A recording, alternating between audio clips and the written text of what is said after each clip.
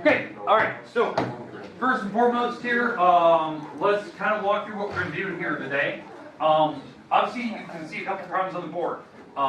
Goal today, review some expressions which you see here. I want to review these, make sure that you know them, that you feel comfortable with them. We need to make sure that you know how to show all work, putting everything together now. So today is kind of the day where I throw in the deep end, and we kind of see how well you remember the properties, how well you've been taking notes the last couple days.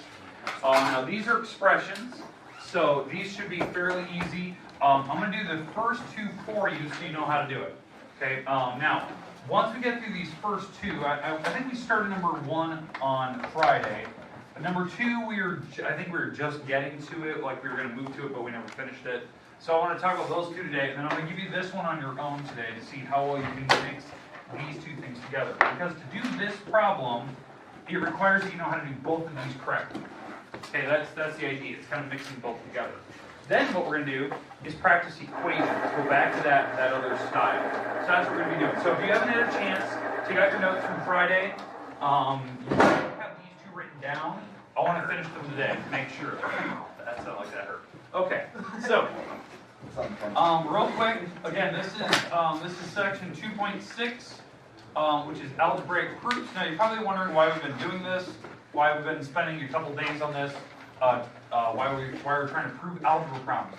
The reason why is that we're going to be doing this all year, right? When you get to some type of algebra in geometry, you have to prove why it works. This is actually proving why your answer is a certain way that it is. We're going to eventually start to apply this stuff to pictures again, okay? Yeah, back right by the clipboard there. Make sure you grab the right one. There's 2 versions of it. The one with the 12, I think it's that one. That's the one we'll grab. Thank you.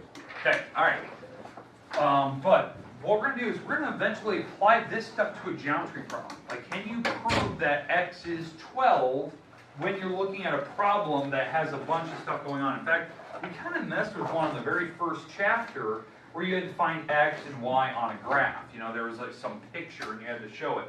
Well, now we're going to start to show why the math works out the way that it does. But a goal today, we need to see the difference between expressions and equations. If you can't tell me the difference today, we're going to be in big trouble for what you need to do. Okay? So, expressions versus equations. Now, obviously, the superficial stuff that everyone knows is that an expression doesn't have an equal sign. There's no equal sign on an expression. Equations have them. That's superficial stuff. That's everything. Everybody knows that from algebra class. What I'm talking about is how do you know how to prove them? Their style of proof is different, right? When we did equations last week, I think it was like last Thursday, or maybe it was even Tuesday, there was 4 lines of work you had to do. That's what we always talk about. 4 lines of work gets rid of a number, okay? Expressions, there's no limit, right? It's not just 4 lines and you're done. And usually some expressions are very, very short.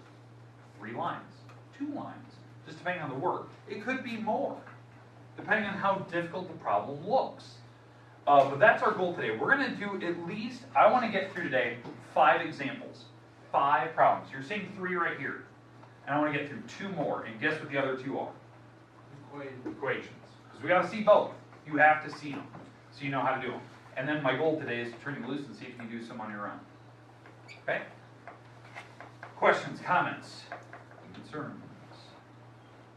Okay, good. Okay, let's start with number 1 here. I don't know if I can zoom in any further. Let's see if I can. I believe we started this one on Friday. Okay, so that should be the good thing. You should already have it. But let's go through it one more time. Okay? So, in fact, I'm going to write it over here just so I have enough room to actually finish it. So 10, 2x minus 7y plus 8. Okay. Now, when you first start this problem, and maybe you're looking at your notes from Friday, what was the first step we should have been doing? Distribute.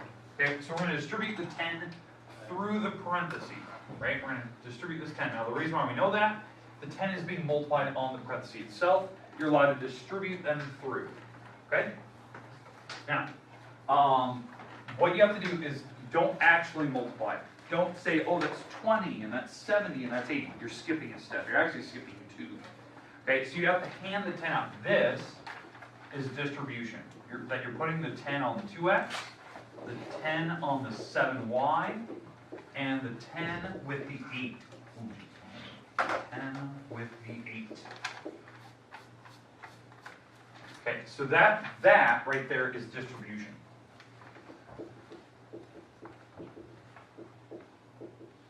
And if you haven't already, maybe you didn't write down the property names on Friday. It's a good chance for you to fill them in. Make sure you're writing down the property so you know what is what. So distribution, handing out, notice, this is distribution. That you physically have the 10 sitting next to things. Okay, we're good so far. Okay, let's make sure we get rid of the computer right now. Shouldn't need it. Okay. All right. Next, we have to change the parentheses, right? Because technically, the 10 and the 2 can't see each other. One's in a bubble, one isn't. So we're going to move the parentheses around. So I'm going to get the parenthesis around the 10 and the 2. And the parenthesis around the 10 and the 7, so they can see each other. And the 10 and the 8. Yeah, and that's associative. You always have to do the associative property after redistribute. So associative, we move the parentheses around. Okay, so after you distribute, typically, like I'll say 99% of the time, we always do associative. There's only a rare chance when you wouldn't, and you're going to actually see that later. It's actually like number 2. Why you wouldn't do associative after you distribute? Okay, and now we only have one more step. Because now that we have, we've handed out the 10, we have the numbers looking at each other, now all we have to do is the simple math. What is 10 times 2? 20x. And 10 times 7? 60y. And 10 times 8? 80. And that would just be substitution. It's random math. Most of the time, most people think you're doing substitution. It's just when you do simple arithmetic. Add, subtract, multiply, divide random numbers together, substitution. You can do it all at once. This is all the same math. That's it, you're done. I can't go any further because I can't add x's and y's, I can't add normal numbers that don't have variables, so we're done. That's it. That's easy, right? That's how you start these problems. Well, guess what? When you do problem number 3 on your own here in a little bit, that's how you start that problem. That's the first 3 lines. You have to distribute, you have to associate, and then you have to substitute, right? Because you have a bunch of distribution here. There's actually 2 types of distribution there. So you're going to have to do that in your problem. So we're going to check that here in a minute. Now obviously yours isn't as long as mine, but you do have distribution on that problem for number 3. So that's your first 3 lines. Now, number 2 is a little bit different. 2, we don't distribute, right? We don't distribute. There's no parentheses. But we do have to combine like terms. So that's something you might have to do in the middle of the problem. You might have to combine like terms. Well, when you have expressions, there's a certain way to do it, okay? So is everyone good with number 1 now? Okay, I think we did it on Friday. You should already have it, but if you weren't here Friday, fill it in, make sure you have it all, make sure you have all the properties. I expect to see that type of work when you're doing it. Okay, let's move on. We've done that enough. Let's go to number 2 now.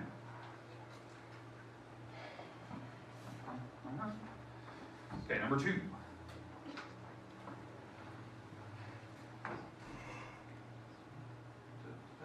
All right, number 2. Let me get my cursor here. Okay, so number 2. There's no parentheses, so we don't have to do anything with that. But we do have to rearrange this problem, because what we started on Friday was we said we had to combine like terms, right? We had to combine certain things. Which items are the like terms here? W's and? Normal numbers, right? The whole numbers, right? So we're going to move things around. So let's move the W's next to each other. And it doesn't really matter where you put them. I don't really care. I'm just going to move the W's up front because that's where I found them. I'll move the whole numbers next to each other. And I'll put that 8x by itself, right? Because there's no other x's. It doesn't actually matter where you put them at all. Okay, so this is where we're at. That was called commutative. It's not symmetric, right? Symmetric is what you do in like algebra class when you're trying to put x on the left side. We're not doing that. We're just rearranging items so that we have grouped like terms. That's commuting. You're grouping and moving items around. I can move as many items as I want. Okay? All right. So we've got to this point. Now, we have to combine like terms. So this is the part where I said we're gonna, this is the new property we discussed on Friday. We have to actually distribute so that you can add variables together. I know that seems weird. A lot of people just look and go, oh, that's one W. Yeah, but you're skipping a step.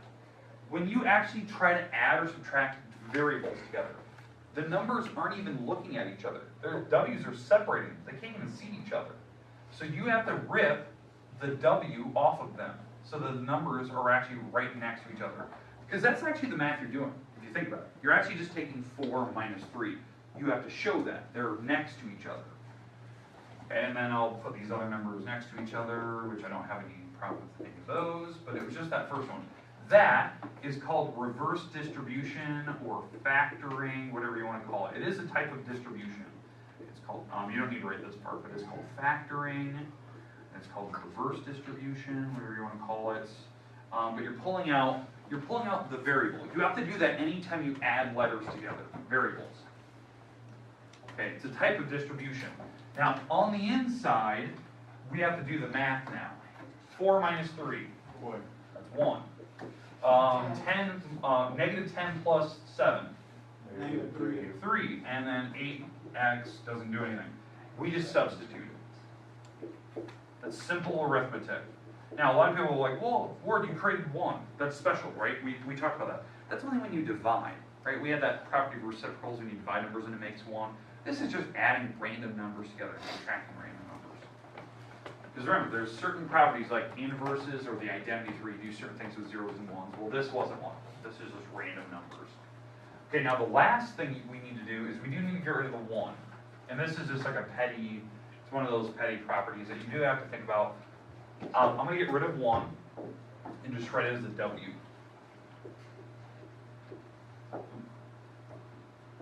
The reason why is when I take 1 times W, that's just W, and that is the multiplicative identity. It's when you multiply by 1, right?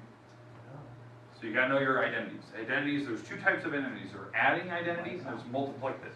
Well, I did multiplicative because I multiplied by 1. The add identity is when you add zeros. You got to remember this. Most of the time, like I'm going to say, like when you do problems like this, expressions, usually it's 3 lines of work. Boom, boom, boom. It's a rare case you never have to go further. I made this problem in such a way that I wanted 1 extra step. So I wanted to show you where that can fit in. But usually it's the top 3.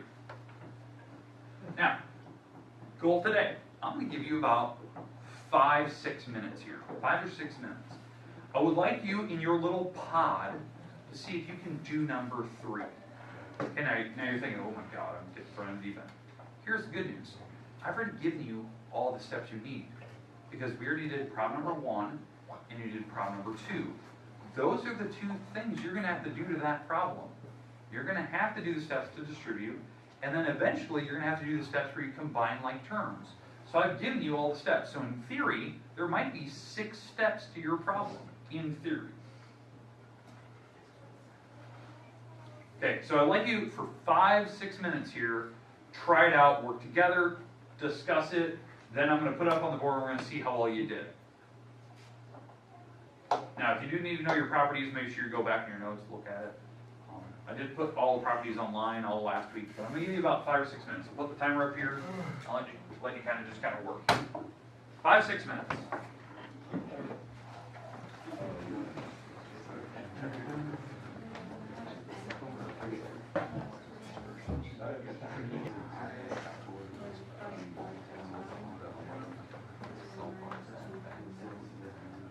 That's gonna be a different one. That's gonna be like all about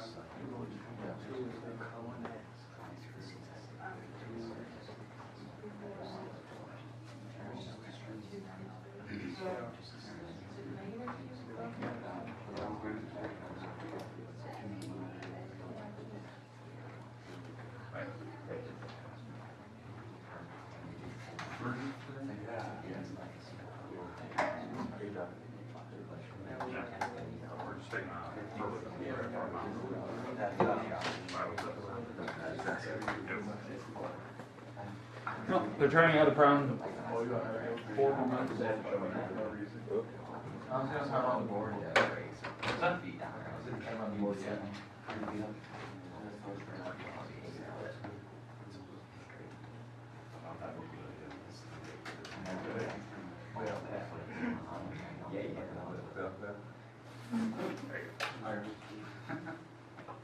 Just sitting there waiting.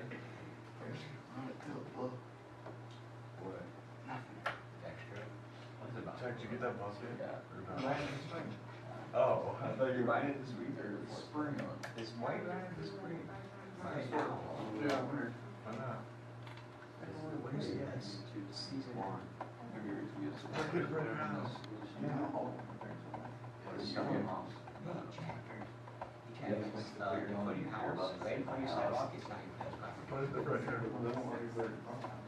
The same property. We're gonna do one. Don't listen. Never talk. Talk to them. I'll talk to You do it. Yeah, I'll talk to the idiot. I can't stand you now. Park it in front of the baseball field. Yeah, that's, They will never hang come. one back there. Put it in the bus. Just park it in the gravel road, or that gravel path one is there. I already talked to Chris about it. You know the back parking lot behind the back? Just park it there. Hey, let's go. Let's try to finish up. Remember, you gotta get all these steps. I'm gonna walk around the room here in a little bit. We're done. Done? Okay. Yeah, we are. I was done a long time.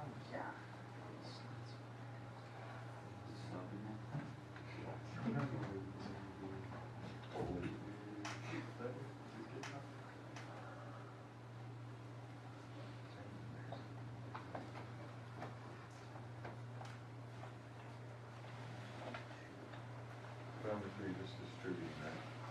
Yeah, skip one. 40 steps. But did I get the wrong answer? No. You skip all the steps in between. No, subtract. You gotta show all the work I've been doing.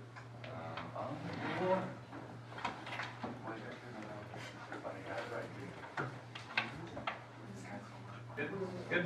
So far so good. Now you gotta keep going. I was talking about that little thing here. Just got the first couple steps, right? Did Steve have those? No, it's nice. So far so good. Yeah. So far so good. This thing is going on. Yep. Yep. Is it? Yeah, which I think you were, not mine's a negative. No. We want to buy it from there. No, we don't. Even. Joe does how much to say you're ready to sell it. $75. Nice. 400.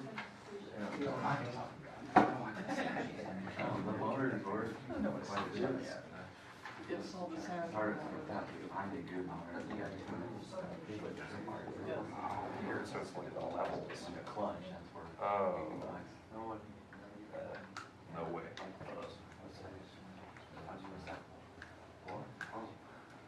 Okay, got about another minute here. The good thing is, I've seen a lot of the people who have started at least have the right idea of how they're starting it. Now you gotta show the steps.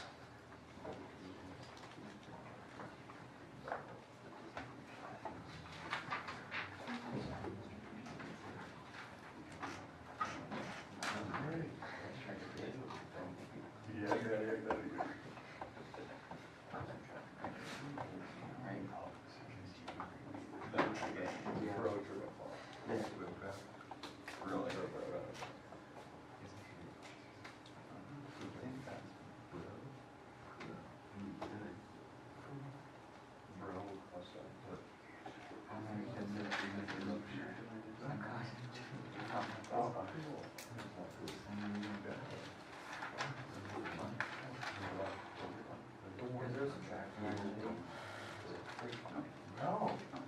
Just add it right in. You can add a negative. What? Going by your ice cream. 5, that's 6, x, 9,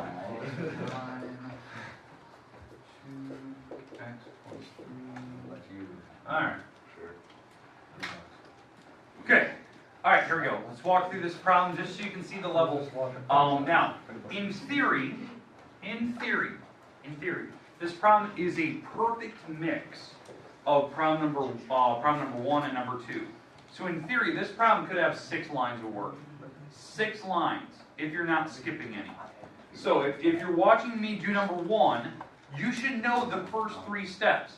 The only difference is that there is one number that's missing here, and I need to introduce it first.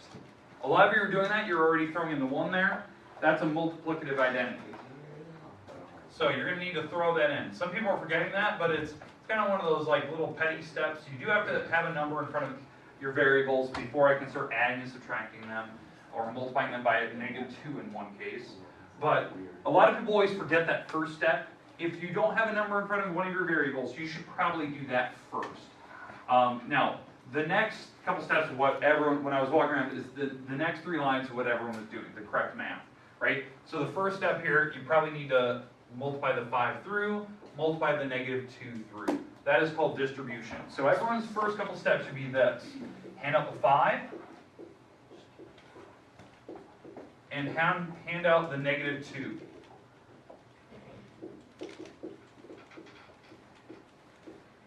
Okay, and that's distribution. Now, a lot of people are just jumping to the, the final answer. You skip too many steps. You have to show me every line of work. Okay, so now that we're here, right? The next step. So we did distribution. What always follows distribution? Associative. Associative. You have to move the parentheses around. The numbers can't even see each other. Got to move the parentheses around so the numbers can actually look at each other. 2 times 3, and that's associative. Now, here's the weird part. One of these bubbles is not like the other. Which one? Which one is, out of those 4 parentheses, which one is different? Which one? Well, I see 2 that's alike. Okay, you're probably looking at like the 5s versus 2s. Yeah, well, I'm not talking about that. I'm talking about one of these parentheses is not the same property as the rest of them. Which one? 2 times 1. 2 times 1, this parenthesis right there, is different than all the other parentheses that I have on the board. The reason why, when you multiply by 1, that's a multiplicative identity, it's not substitution. All the rest of them are substitutions. So this is where, I was walking around the room, we have 30x, we have 45 here. This one is a 2, a lot of people are putting that, like a -2 there. And this is a -6, and yes, it is negative. You do have to hand out the -2 to both things. The negative is attached to the 2. A lot of people forget that.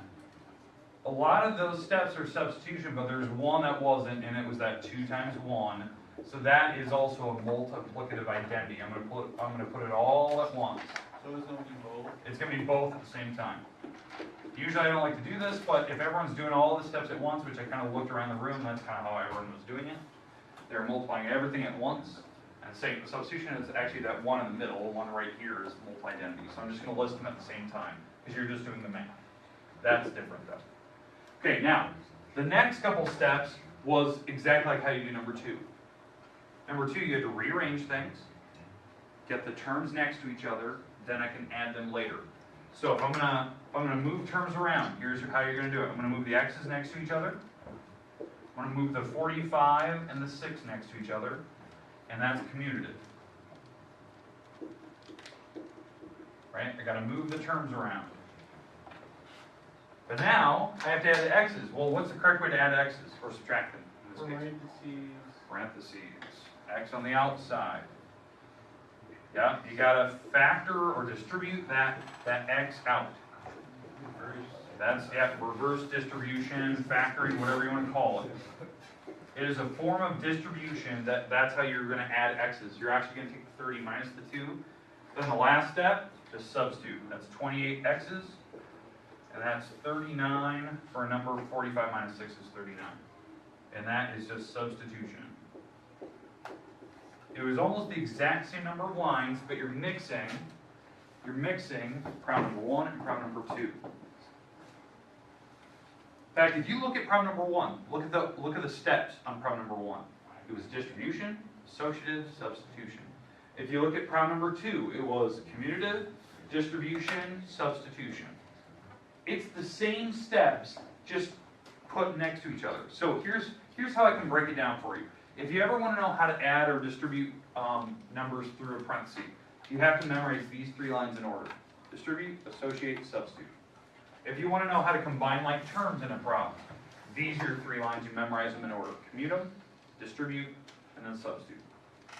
But when I want to do them all at once, like problem number 3, you have to put both steps together. Distribute, associate, substitute, so that the parentheses are all done, then you can move around and add them together.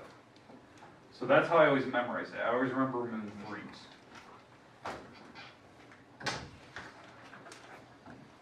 Okay. Everyone have your 6 lines written down. Do you have your property names written? Okay. Now, what I can tell you right now is you have one problem on the test, one, that you're going to have to combine terms like that. One problem, and you have to know your property names. You have to know your steps.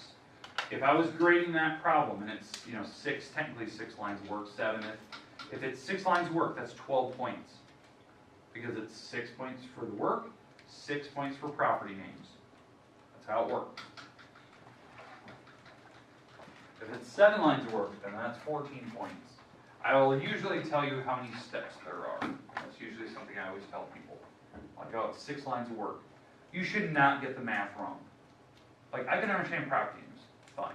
You should not get your answer wrong. You should know your final answer. You should at least know the correct way we actually do things. Maybe the properties, yeah, that's something you butcher because you just don't look at those and study those, which you should be doing anyway. This work you should never get wrong. So that work is basic algebra. Whether you learned it or not, that is the steps you were supposed to learn at one point. Okay, let's go to the next part here. We got 2 equations, so let me scroll down here. Okay, we have 2 equations. We have an easy one and a hard one. Okay, I'm going to do the easy one for you, then we're going to talk about the hard one. Talk about what the difference is. So let's start with number 4 here. Now, do you see the differences here on this problem versus the 3 we did up earlier? Yeah, these are equations. So to do an equation, typically it takes 4 lines of work. 4 lines of work to get rid of a number. Now number 5, since there's 2 numbers I need to get rid of to solve for n, it'll take 8 lines of work. It's 4 lines per digit, per number. Okay, so the first thing I'm going to do, I need to get rid of 8. So how do you get rid of 8? Subtract 8. Okay, so I'm going to subtract 8 to both sides. That's called the subtraction property of equality. Again, when you start a problem, you should be doing a property of equality first on an equation. You have to do something to both sides so I can get rid of something. I'm going to do property of equality, subtract. And that's just showing the minus 8 on this problem. Okay, the next line, I can do on one side, on this side I can do substitution. This is just random math. 22 minus 8, what is that, 14? 8 minus 8. All right, so on that side, that's substitution. I substitute on the one side. On the left side, that's a different property. Right side was substitution, left side, that's an inverse. Numbers are going to cancel out. That's usually how it works. The right side is substitution, the left side is usually some type of inverse. Well, what's 8 minus 8? 0. Not, you don't just cancel it out, it's 0. That's property of opposites. How I remember property of opposites? It's any time, or property of opposites, it's any time you add or subtract numbers and it makes 0. You have to do that. On a normal algebra problem, like an equation, you'll have to do property of opposites if you're adding or subtracting numbers.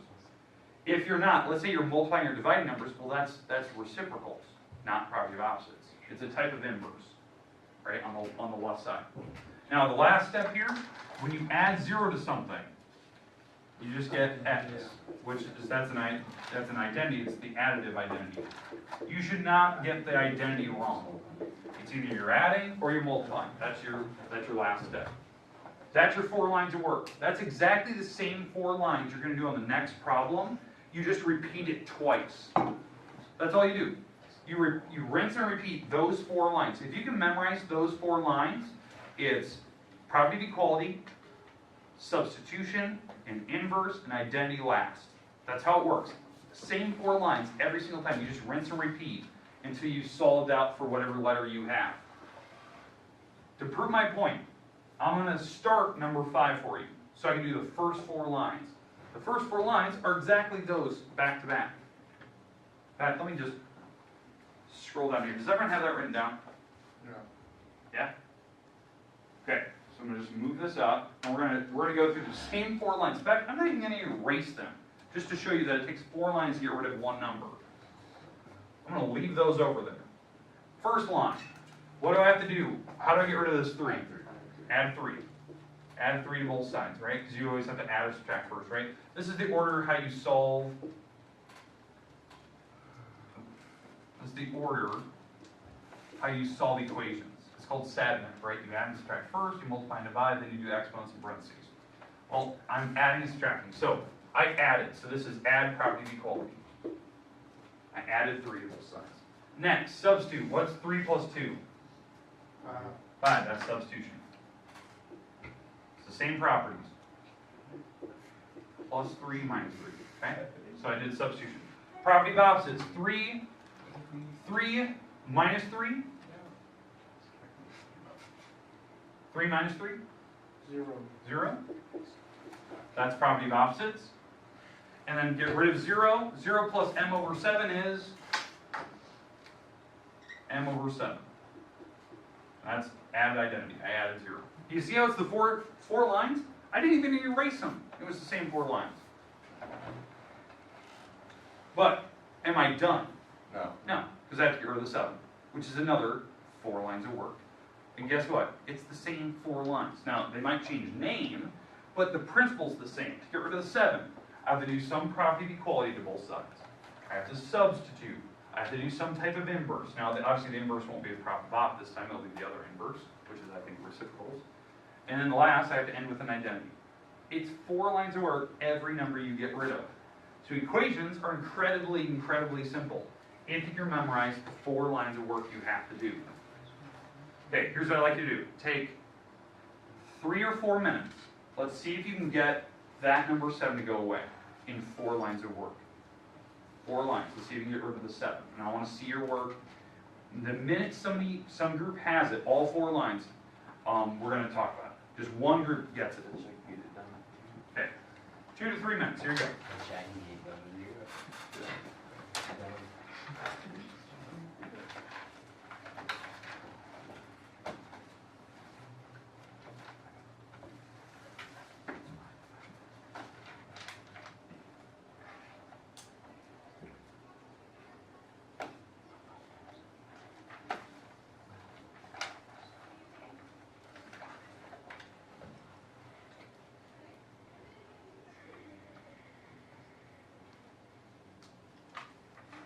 Your goal is to get rid of the 7.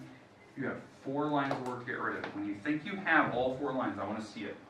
And they should look very close to that.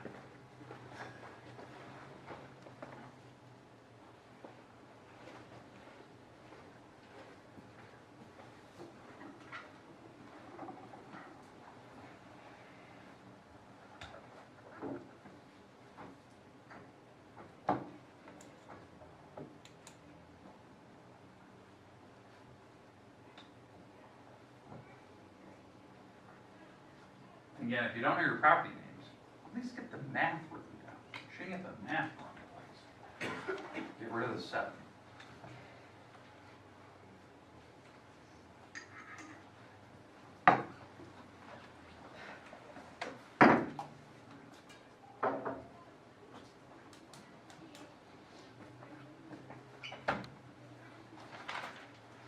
If you think you have it, raise your hand. I want to double check it.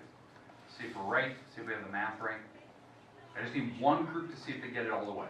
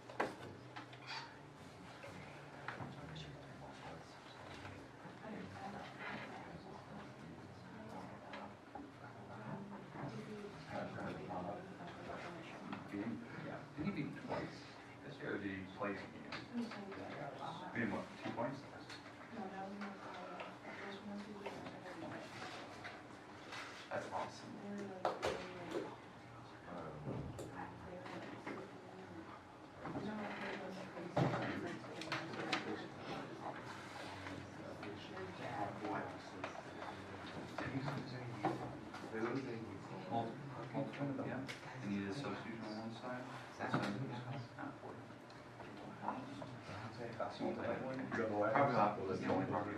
That's the only property I. Looking for that. No, you see some. Probably Bob was the only property I were on. Everything's all they had. But you had the right steps. All right, so hey, we have a good start here. The timer's about to go off. Hopefully there's no loud sound. All right, good. All right, good. All right, so I must have. Okay, so let's go through the math here. At least some people are getting the right steps math-wise. Maybe the property names are a little bit goofy, but here we go. First step, we're going to multiply both sides by 7. That's how we're going to get rid of 7, because they're dividing, so I do the opposite rate. So this is multiplied by 7, so that is the multiplicative property of equality, because that's how you always start, a property of equality. Okay, next, I'm going to substitute on the one side, 5 times 7, 35, not 40.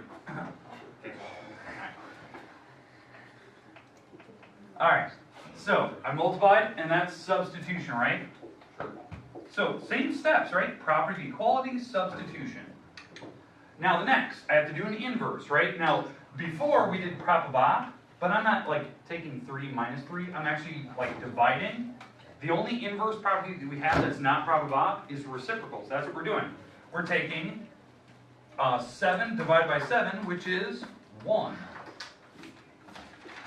And that is a reciprocal, because you're dividing, not adding. That's why it's not prop of op. Reciprocal, there we go. Okay? And then the last step, we multiply by 1, which is just m equals 35, and that is identity. You only have 2 types of identities. You're either adding or multiplying. Well, we're multiplying by 1. Now, most people get the math right, as long as you do it 7 times 5, right? But it's the same 4 lines, right? Property of equality, substitute, inverse, one of them, and then it's an identity last. Okay, here's your homework today. You're like, Lord, homework? Yes. Okay, if you go to my website today, you don't have to go right now. If you go to my website, this worksheet is sitting there on my website. Okay, what I mean by this worksheet, if you flip the page, there's a ton of problems. You're like, oh my God, are you kidding me? No. All you have to do is pick 5 of these. 5 of these problems. It's problems 6 through 15. You have to pick 5 of them and solve them all the way out. And you can pick any 5 you want. Now, how you're going to do this? You're going to put it on a sheet of paper with your name on it and then turn it in. Does that make sense? All you have to do is tell me which problem you're doing. So maybe you're going to pick, maybe I'm going to pick number 6. That one looks easy. Maybe I'm going to pick number 7. That one looks easy. Ooh, maybe I'm going to pick number 8. That looks fine. Maybe I'll pick 10. That's fine, but you have to pick 5, and you number them on a piece of paper, and you'll turn that in. Now, you're probably thinking, okay, when is this due? It's due Thursday this week. So you have a couple days to work on this. Does that make sense? Okay, we're going on to do notes tomorrow, because we're going to wrap up the chapter tomorrow. And then we're going to start reviewing on Wednesday, Thursday. Okay, because what we're going to do tomorrow is start mixing this stuff with some geometry. And we prove something with algebra and geometry. That's what we're going to do. Okay? Alright, the rest of the time is yours today. Okay, but if you go to my website, it's under today's lesson, you'll see it. So you're under daily lessons, you'll see today, and it'll say worksheet 2.6. But you have to go to today's. The 30th. You have to go to the 30th, which is today. I made sure I posted it this morning so everyone can look at the worksheet. You have to do 5. You have to pick 5 of them. Now, if you really want to see how to get there, I will show you right now. Now, it's a shameless plug, but some people just need to see it. Alright, so, scroll up, here's my website. So you type in mrword.org or ghvmath.com, whatever you want to type in. I have a bunch of different addresses for it. But you go there, you click daily lessons, go down to geometry, and it will appear, it's today's lesson. I already posted it this morning, it's called Workday. It'll be dated, it's today's. You scroll down and the worksheet's sitting there. And I even introduced the property sheet. I threw in all the properties I've been doing the last couple days. Now, obviously I have PowerPoint from the last week, but the property sheet has all the properties typed on it. So, But you have to click this, open it up, pick 5, and then 5. 6 through 15, one through 5 of those.